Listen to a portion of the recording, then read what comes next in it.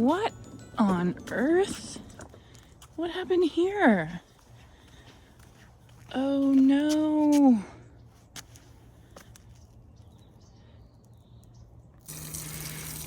Okay, I would say I have a leak over here for sure.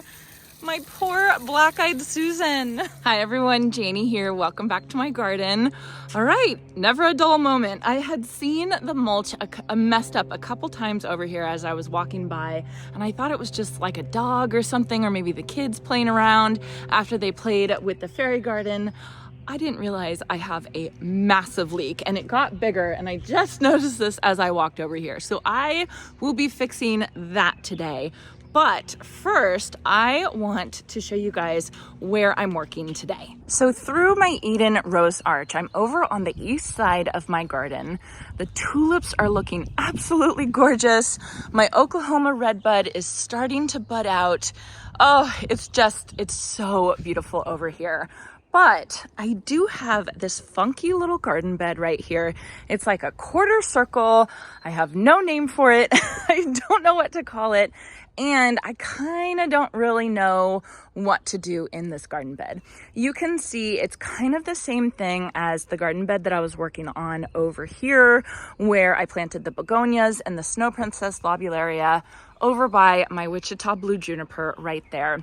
It's on the north facing side of my house. So in the winter and early spring, this garden bed really doesn't get a ton of sun. Once summer hits though, and the sun gets a little bit higher in the sky, it does actually get a lot of sun. So it's one of those garden beds where I can't really say sun, I can't really say shade. It's kind of in that part gray area, and I just have trouble knowing what to do with it. It's back here on the fence. I have my Clematis armandii growing. I love this clematis. I think it's so beautiful. I'm so proud because Filoli Gardens, I did a garden tour there a couple weeks ago with my grandmother. They're growing this one too, and I was just so proud of myself to have something Filoli had. But you can see the blooms. They're done. They're done for the season and for the rest of the season. It just has this really beautiful green foliage. I love it. On the other side over here, I was trying to create a living wall with this flowering maple right here. This is called Tellini's Pink, this flowering maple. And I don't know if you guys can tell, it is struggling. It is not a happy plant at all. It constantly has chlorosis. It constantly is leggy because it doesn't get enough sun. It needs to come out for sure because it's just not pretty, I don't think. And my clematis is starting to take it over. It's starting to grow on it.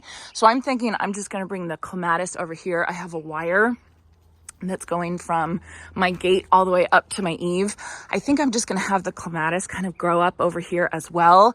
And that can kind of be the backdrop to this garden bed. I think that will be prettier, and that clematis will handle the conditions a lot better than the flowering maple does. So with the lighting conditions in this garden bed, it's kind of a struggle for me to decide what I'm going to plant in there. Do I want to plant shade plants? Do I want to plant sun plants? What am I going to do?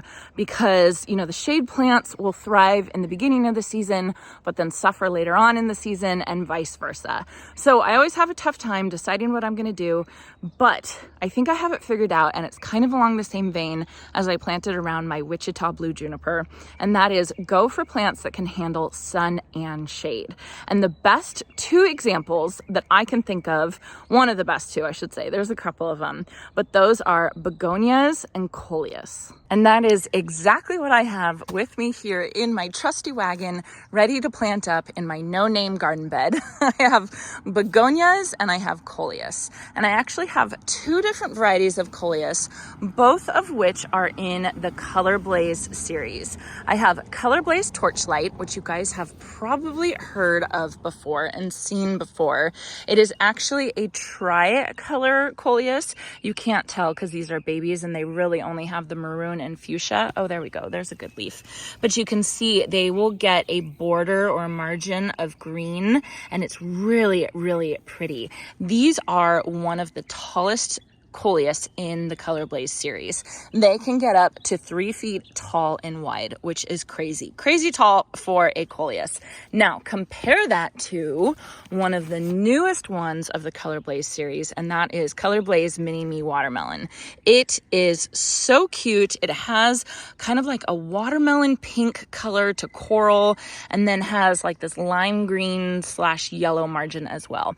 This is one of the smallest. It actually is the smallest right now of the Color Blaze series, which is why it's called Mini Me. It only gets about 12 inches tall, 12 to 20 inches tall, and it only gets 10 to 18 inches wide. So I thought that would be really interesting to see the difference between the Torchlight, which is massive, huge, and the tiny Mini Me Coleus, which is super cute. Both of these, along with my Double Up Pink Begonia, which I am super excited to try because you guys know how much I love the Surefire Rose Begonia. All 3 of these actually are sun all the way to shade tolerant. So they can handle both sun and shade. So that basically solves my issue of that garden bed and not knowing how to plant there. Sometimes of the year it's sun, sometimes of the year it's shade. These 3 plants are going to be happy in all the situations, which is why I chose them. So Double Up Pink Begonia gets about 18 inches tall and 14 inches wide. It has a really great mounding habit, and one of you on Instagram actually told me that you guys planted this one and you could see it from the street. It was just this cute little ball of pink popcorn kernels, which I thought was such a cute way to describe it. So again, this is going to be sun or shade. It's going to handle both. And all 3 of these plants are going to do better if you start off with the Proven Winner's continuous release fertilizer, because they all like the heat. They're all heat tolerant. They're all going to start growing with the heat. And this continuous release plant food, once it gets warm, that's when it's going to start releasing its food. So it's going to be the exact time that these plants need food. It's going to be there for them. So that's what I'm going to do right now. I'm going to plant all 3 of these up in my no-name garden bed right there. I am going to pick all those tulips and bring them inside, of course, and then we will get everything planted up.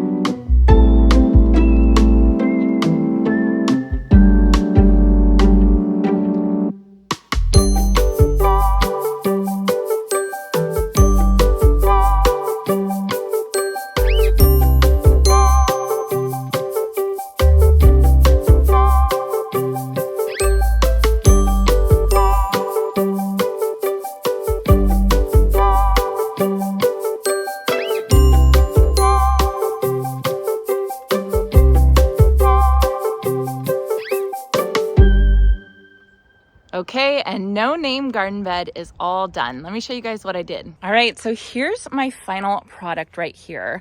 One thing I forgot to tell you guys, about this grass I have. It's actually a Miscanthus cabaret. It was inspired by Laura from Garden Answer. She was raving about how great this grass was, and I of course had to have it. So it's a very young grass. I don't think it's gonna get very big this year. we will see. We will see how it does, especially because it does get a little bit more shade. I think it would be happier with a little bit more sun. So that's kind of the centerpiece in this garden. And then in the back, I have the Color Blaze Torchlight Coleus. Again, those guys will get about 3 feet tall, maybe even a little bit more than 3 feet tall. So I think that will be really pretty against the variegated Miscanthus Cabaret. Then in contrast to the massive Torchlight Coleus, I have the mini-me watermelon, which I think will be a really cute pop of coral watermelon color. I think it'll be really cute to see the difference between the two, see their growth pattern differences, and even their color differences. I think I'm excited to see how these two do together. And then finally, I have 6 of the Double Up pink begonias right here. And it's funny, as I was planting, as I was bringing the plants out, my neighbor who lives just over there, he stopped by and was talking to me about all the plants. And he started talking about how much he loves begonia as well. He was saying that it grows so well for him. He is an agronomist. You guys have met him. I did an interview with him. He's a soil scientist. He told me he was working with a very fancy landscape designer. I don't know how to say it. He works for the really, really expensive homes in a certain area of Sacramento. There's a certain area where there's tons of expensive homes. And he said that landscape designer also raved about how good begonia was in this area. So I did not realize that it was like this hidden secret for how good begonia is. I came by it, finding out from that Surefire Rose begonia that's over there, but I'm really excited to see how the Double Up pink does over here. Then I also fixed my leek. I have to come here and wash off the soil a little bit more. So that leek, I don't know what happened to it, but there's a ton of water up here. So hopefully this Thunbergia does okay in my cottage garden bed. We'll see how it does. I think it'll be fine, but I'm glad that I caught that. That was a pretty intense leek. That was crazy. And then the last thing I did was I took out this flowering maple, this abutilon, and I'm glad it's gone. I think it just looks so much better. It was just suffering. It was not a happy plant. And then it's so funny because I took it out and all the roots were kind of entwined. So it was definitely root bound. And that was before I knew about, root bound plants and master gardeners. And I must have just not checked it, or somehow it just ended up circling on itself. So not only did it not get enough sun here, it also was root bound. It just wasn't a happy plant. So I just took some of the clematis vines and winded them around where I had that flowering maple. And I think it looks beautiful. I think I should have just done this in the first place. I think I just didn't realize how big this clematis is going to get. But I don't care because I think it's very pretty. All right, you guys, that is going to be it for planting up my no-name garden bed. I usually like having names for my garden beds because it makes it easier for me to talk about it. So yeah, I will be thinking of a name for this garden bed. But right now, it's my no-name garden bed. I'm excited to be planting up the begonias and the coleus, both different sizes. I think it'll be a really interesting one to watch and see how it grows in. So I hope you all enjoyed this, and I hope you all have a chance to get in your garden today.